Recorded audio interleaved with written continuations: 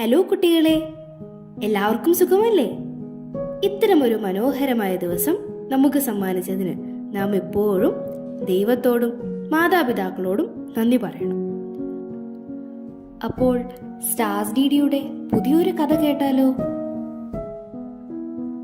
അയൽക്കാരായ രണ്ട് സ്നേഹിതന്മാരായിരുന്നു രാമുവും സോമുവും. ഇവരുടെ ജീവിതത്തിൽ നടന്ന ഒരു സംഭവമാണ് നമ്മളിന്ന് കേൾക്കുന്നത്. പെരുമാറ്റത്തിൽ വളരെ വ്യത്യസ്തരായിരുന്നു രാമുവും സോമുവും. ശാന്തനും നല്ലവനുമായിരുന്നു രാമു. എന്നാൽ സോമു എന്തും ചെയ്ത് പണമുണ്ടാക്കണമെന്ന അത്യാർത്തിക്കാരനുമായിരുന്നു. ഒരു ദിവസം ഒരു കുരുവിക്കുഞ്ഞ് പറക്കാൻ ശ്രമിക്കുന്നതിനിടയിൽ താഴേക്ക് വീണ് കാലൊടിഞ്ഞു.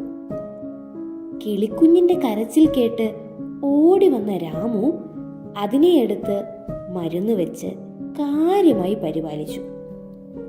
കുറേ ദിവസം കഴിഞ്ഞപ്പോൾ കിളിക്ക് സുഖമായി, അത് പറന്നുപോയി. എന്നാൽ ആ കുരുവിക്കുഞ്ഞ് വെറുമൊരു കിളിയായിരുന്നില്ല. എന്തോ ഒരു ശക്തി അതിനുണ്ടായിരുന്നു. പറന്നുപോയ കിളി കുറേ ദിവസം കഴിഞ്ഞപ്പോൾ രാമുവിന്റെ അടുത്തേക്ക് തന്നെ പറന്നു വന്നു. എന്തിന്റെയോ 5 വിത്തുകൾ അയാൾക്ക് കൊടുത്തിട്ട് ആ കിളി പറഞ്ഞു, അങ്ങയുടെ കാരുണ്യം കൊണ്ടാണ് ഞാൻ പെട്ടെന്ന് സുഖപ്പെട്ടത്. ഞാൻ അങ്ങിൽ സന്തുഷ്ടയായിരുന്നു. ഈ വിത്തുകൾ വിതച്ച് മുളപ്പിക്കുക, അങ്ങേക്ക് ആവശ്യത്തിന് പണമുണ്ടാകും. കിളിയുടെ വാക്കനുസരിച്ച് രാമു ആ വിത്തുകൾ വിതച്ചു. കുറേ ദിവസം കഴിഞ്ഞപ്പോൾ അവ മുളച്ച് ചെടികളായി.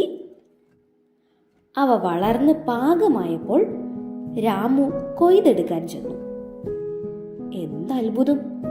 അവ വെറും അരിമണികളായിരുന്നില്ല, തനി സ്വർണമണികളായിരുന്നു. അതോടെ രാമു ആ നാട്ടിലെ ഒരു വലിയ പണക്കാരനായി മാറി.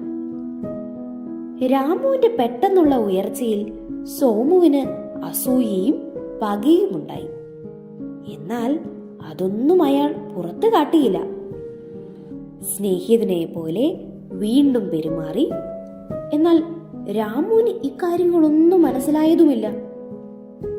സോമു പഴയതുപോലെ രാമുവിനോട് കുശലങ്ങൾ പറഞ്ഞ് അടുത്തുകൂടി.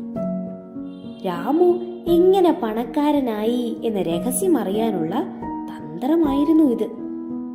ക്രമേണ രാമുവിൽ നിന്ന് ആ രഹസ്യവും സോമു മനസ്സിലാക്കി. കുരുവിക്കുഞ്ഞിന്റെ കാലൊടിഞ്ഞതും മരുന്ന് വെച്ച് കെട്ടി സുഖപ്പെടുത്തിയതുമെല്ലാം രാമു സ്നേഹിതനോട് പറഞ്ഞു. സോമു അന്നു മുതൽ തന്റെ വീട്ടിൽ കുരുവികൾ വരുന്നതും കാത്തിരിക്കുകയാണ്. അങ്ങനെ ഒരു ദിവസം വീടിന്റെ മുറ്റത്ത് ഒരു കുരുവിക്കുഞ്ഞ് പറന്നു വന്നിരിക്കുന്നത് അയാൾ കണ്ടു. സോമു പെട്ടെന്ന് അതിനെ അടിച്ച് താഴത്തിട്ട് കാല് തല്ലി ഒടിച്ചു. ആ കിളി വേദന കൊണ്ട് ഉച്ചത്തിൽ കരഞ്ഞു. പിന്നെ വളരെ സ്നേഹത്തോടെ എന്ന മട്ടിൽ ആ കിളിയെ എടുത്ത് മുറിവിൽ മരുന്നു വെച്ച് കെട്ടി പരിപാലിച്ചു. കാല് ശരിയായപ്പോൾ അയാൾ അതിനെ പറപ്പിച്ചു വിട്ടു. പറന്നുപോയ കിളി കുറെ കഴിഞ്ഞു മടങ്ങി വന്നു. 5 ധാന്യവിത്തുകൾ പക്ഷി സോമുവിന് കൊടുത്തു. ഇത് നട്ടു വളർത്തിയാൽ അതിന്റെ ഫലം നിങ്ങൾക്ക് കിട്ടും എന്ന് കിളി അറിയിച്ചു. വലിയ സന്തോഷത്തോടെ സോമു ആ വിത്ത് വിതച്ച് ശ്രദ്ധയോടെ വളർത്തി. അവ മുളച്ച് വളർന്ന് അരിമണികൾ ഉണ്ടായി. പാകമായപ്പോൾ സോമു അവ കൊയ്തെടുത്ത് വീട്ടിൽ കൊണ്ടുപോയി. പക്ഷേ അവ സ്വർണമായിരുന്നില്ല, മറിച്ച് കയ്പുള്ള വിഷവിത്തുകളായിരുന്നു.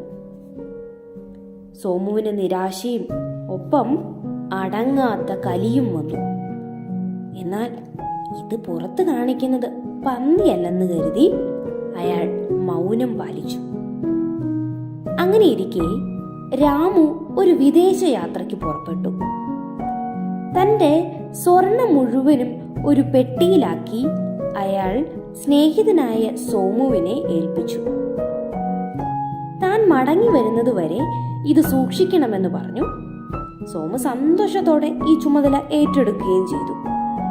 യാത്ര കഴിഞ്ഞ് മടങ്ങിയെത്തിയ രാമു പെട്ടി ആവശ്യപ്പെട്ടപ്പോൾ സോമു അത് മടക്കി കൊടുത്തു. വീട്ടിൽ ചെന്ന് പെട്ടി തുറന്നപ്പോഴാണ് രാമുവിന് ചതി മനസ്സിലായത്. സ്വർണത്തിന് പകരം ഇരുമ്പ് കഷ്ണങ്ങളായിരുന്നു പെട്ടിക്കുള്ളിൽ. രാമു ഇക്കാര്യം ചോദിക്കാൻ എത്തിയപ്പോൾ സോമു കൈമലർത്തി. തനിക്കിതേപ്പറ്റി ഒന്നും അറിയില്ലെന്ന് അയാൾ ആണയിട്ട് പറഞ്ഞു. രാമു വഴക്കിനൊന്നും നിൽക്കാതെ തിരിച്ചുപോയി. ഇരുവരും വീണ്ടും സ്നേഹിതന്മാരെ പോലെ തന്നെ പെരുമാറുകയും ചെയ്തു.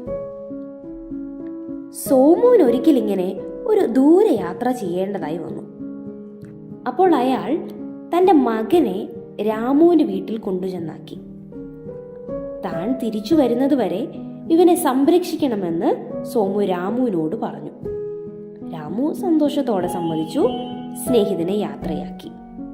സോമു യാത്ര പോയ അവസരത്തിൽ രാമു ഒരാൾ കുരങ്ങിനെ വാങ്ങി വളർത്താൻ തുടങ്ങി.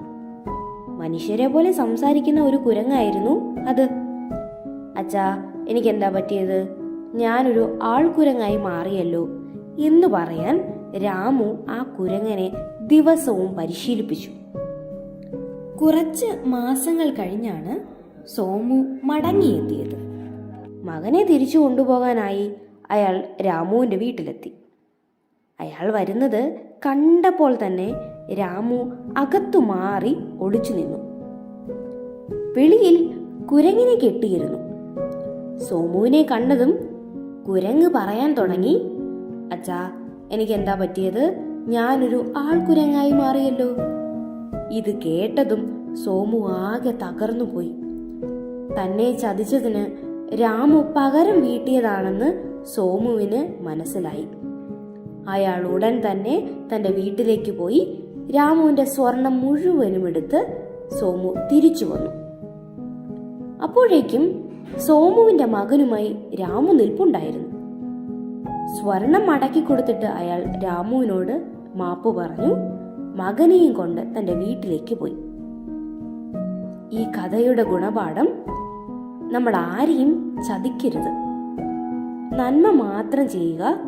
മറ്റുള്ളവരെ പറ്റിക്കാനോ ചതിക്കാനോ ശ്രമിക്കരുത്. എല്ലാവർക്കും കഥ ഇഷ്ടമായോ? അപ്പോൾ ഉറങ്ങുന്നതിന് മുൻപ് അച്ഛനോടും അമ്മയോടും ഗുഡ് നൈറ്റ് പറയാൻ മറക്കരുതേ. പുതിയൊരു കഥയുമായി നാളെ കാണാം.